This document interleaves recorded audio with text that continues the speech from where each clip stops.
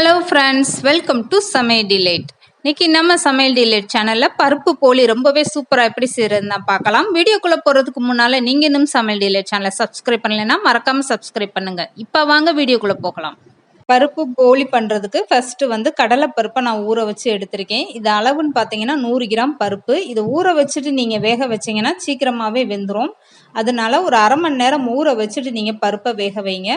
கடலைப்பருப்பை அரை மணி நேரம் ஊற வச்சு எடுத்ததை நல்லா கழுவிட்டு குக்கரில் சேர்த்துட்டு 2 கிளாஸ் அளவுக்கு தண்ணி சேர்த்துக்கோங்க. தண்ணி சேர்த்துட்டு குக்கரில் மூடி போட்டுட்டு இது 3லேருந்து 4 விசில் வரட்டும். இதுக்கப்புறம் போலிக்கான மேல் மாவு எப்படி தயார் பண்ணுறதுன்னு பார்க்கலாம். 1 கப் அளவுக்கு நான் மைதா மாவு எடுத்திருக்கேன். இது கூடவே கொஞ்சமாக மஞ்சள் தூள், கொஞ்சமாக உப்பு சேர்த்துக்கோங்க. மஞ்சள் தூள் கலருக்காக சேர்க்குறோம். மஞ்சள் தூள், உப்பு எல்லாம் சேர்த்துட்டு மாவை நல்லா மிக்ஸ் பண்ணி விட்டுருங்க. இதுக்கப்புறமா கொஞ்சம் கொஞ்சமாக தண்ணி சேர்த்துட்டு மாவு பிசைய ஆரம்பிக்கணும். போலிக்கான மாவு ரொம்பவும் கெட்டியாக பிசையக்கூடாது, கொஞ்சம் லூஸாகவே பிசைஞ்சுக்கோங்க. அப்போ தான் போலி தட்டுறதுக்கு ரொம்பவே ஈஸியாக இருக்கும். இப்போ மாவு கூடவே 2 ஸ்பூன் அளவுக்கு நெய் சேர்த்துக்கோங்க. தண்ணி சேர்த்துட்டு நல்லா மாவை மிக்ஸ் பண்ணிவிட்டு அதுக்கப்புறமா 2 ஸ்பூன் அளவுக்கு நெய் சேர்த்துக்கோங்க. போலி ரொம்பவே டேஸ்ட்டாக இருக்கும் நெய் சேர்க்கும் போது. இப்போ நல்லா மாவை பிசைஞ்சு எடுத்துட்டு மேலாக 1 ஸ்பூன் அளவுக்கு நெய் சேர்த்துட்டு மாவை நல்லா பிசைஞ்சு கொடுத்துருங்க. ஒரு 5 நிமிஷத்துக்கு இந்த மைதா மாவை நல்லா பிசைஞ்சு கொடுத்தீங்கன்னா போலி ரொம்பவே சாஃப்டாக வரும். இந்த மாதிரி நல்லா பிசைஞ்சிட்டு இதுக்கப்புறம் நீங்கள் மூடி போட்டுட்டு ஒரு அரை மணி நேரம் மாவை நல்லா ஊற விட்டுருங்க. அதிகபட்சம் 1 மணி நேரம் ஊறினாலும் தப்பு இல்லை, போலி ரொம்பவே சாஃப்டாக வரும். இதுக்கப்புறமா பூரணத்துக்கான கடலைப்பருப்பு எந்த அளவுக்கு வெந்திருக்குன்னு பார்க்கலாம். 4 விசிலுக்கு அப்புறம் நான் குக்கரை ஓப்பன் பண்ணி காட்டுறேன். பருப்பு எந்த அளவுக்கு நல்லா விரிஞ்சு வெந்திருக்கு பாருங்க.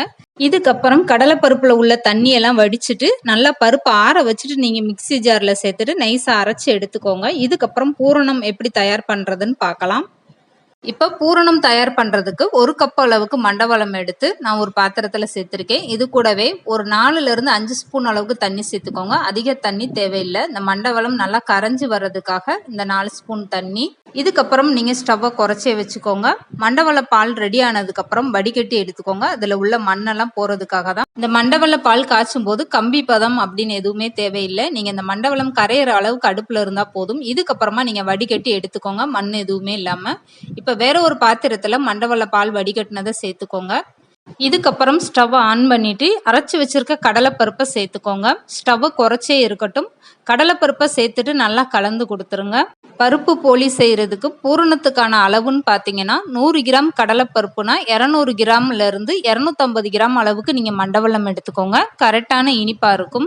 இப்போ மண்டவெல்ல பாலோட அரைச்சி வச்சிருக்க கடலைப்பருப்பையும் சேர்த்துட்டு நல்லா கெட்டி விழாமல் கலந்து கொடுத்துருங்க. ஸ்டவ்வை குறைச்சி வச்சுக்கிட்டே நல்லா ஃபஸ்ட்டு கலந்து கொடுத்துட்டு அதுக்கப்புறம் நீங்கள் ஸ்டவ்வை நல்லாவே வச்சுக்கோங்க. இப்படி நீங்கள் கடலைப்பருப்பும் மண்டவெல்லமும் சேர்த்து கொதிக்க விடும்போது மேலே தெரிக்கும். கொஞ்சம் தள்ளி நின்று நீங்கள் கலந்து கொடுத்துக்கோங்க. இப்போ வாசனைக்காக 1/4 ஸ்பூன் அளவுக்கு ஏலக்காய் தூள் சேர்த்துட்டு நல்லா கலந்து கொடுத்துருங்க. ஏலக்காய் தூள் சேர்த்ததுக்கப்புறம் 1/2 கப் அளவுக்கு தேங்காய் துருவல் எடுத்து வச்சு சேர்த்துக்கோங்க. தேங்காய் துருவல் சேர்த்ததுக்கப்புறம் ஸ்டவ்வை குறைச்சி வச்சுக்கிட்டே நல்லா கலந்து கொடுங்க. இது பூரணம் நல்லா வத்தி வரட்டும். ரொம்பவும் கெட்டியாக போயிடக்கூடாது, அப்போ கம்பி பதத்துக்கு ஆயிரும். இந்த அளவுக்கு நல்லா திக்காக வந்ததுக்கப்புறம் நீங்கள் ஸ்டவ் ஆஃப் பண்ணிவிட்டு ஆற விட்டுருங்க. இப்போ ரொம்பவே சூப்பராக போலிக்கான பூரணம் தயாராகிடுச்சு. நான் கையில் எடுத்து காட்டுறேன் பாருங்கள். இந்த அளவுக்கு கெட்டியாக இருக்கணும். பூரணம் எடுத்தோம்னா கையில் ஒட்டாமல் வரணும். ஒரு லட்டு பிடிக்கிற அளவுக்கு நீங்கள் பூரணத்தை எடுத்து இந்த மாதிரி உருண்டையாக பிடிச்சி வச்சுக்கோங்க. இப்போ ரொம்பவே சூப்பராக போலிக்கான பூரணம் ரெடி ஆகிடுச்சு. இந்த மாதிரி நீங்கள் ரெடி பண்ணி வச்சுக்கிட்டிங்கன்னா போலி செய்யும்போது ரொம்பவே ஈஸியாக இருக்கும். நான் எடுத்து வச்சுருக்க கடலைப்பருப்பில் எனக்கு 10 உருண்டை வந்திருக்கு. 10 போலிக்கான பூரணம் ரெடி ஆயிருக்கு. இதுக்கப்புறமா பிசைஞ்சு வச்சிருக்க மேல் மாவு எப்படி ஊறி இருக்குன்னு பார்க்கலாம். இப்போ பாருங்க, கையை வைக்கும் போதே எந்த அளவுக்கு சாஃப்டா ஊறி இருக்குன்னு. இப்போ நான் கையில எடுத்து காட்டுறேன் பாருங்க, மாவு எந்த அளவுக்கு லூஸா இருக்குன்னு. இந்த அளவுக்கு நீங்க மாவை லூஸா பிசைஞ்சிங்கன்னா தான் போலி தட்டும் போது ரொம்பவே ஈஸியா இருக்கும். சப்பாத்தி மாவு மாதிரி நீங்க கெட்டியா தேய்ச்சிட்டிங்கன்னா போலி தட்டுறது ரொம்பவே கஷ்டமா இருக்கும். போலியும் அந்த அளவுக்கு சாஃப்டா வராது. இந்த மாவு பிசைறது நீங்க கண்டிப்பா இந்த அளவுக்கு லூஸா பிசைஞ்சிங்கன்னா தான் நல்லா வரும். இப்போ போலிக்கான பூரணம் எந்த அளவுக்கு நீங்கள் உருண்டையாக எடுத்திருக்கீங்களோ அதே அளவுக்கு நீங்கள் மாவோட உருண்டையும் சைஸ் ஒரே மாதிரி இருக்கணும். இப்போ மாவை இந்த அளவுக்கு நீங்கள் உருண்டையாக உருட்டி எடுத்துக்கோங்க. இதுக்கப்புறம் போலி எப்படி தட்டுறதுன்னு பார்க்கலாம். இப்போ நான் ஒரு பட்டர் சீட் எடுத்திருக்கேன். நீங்கள் அப்படி இல்லைன்னா வாழை இலை இருந்ததுன்னா எடுத்துக்கோங்க. இந்த வாழை இலையிலையோ இல்லை பட்டர் சீட்லேயோ கொஞ்சமாக நீங்கள் எண்ணெயோ இல்லை நெய்யோ தடவிக்கோங்க. நெய் சேர்த்துக்கிட்டிங்கன்னா போலியோட டேஸ்ட்டு ரொம்பவே சூப்பராக இருக்கும்.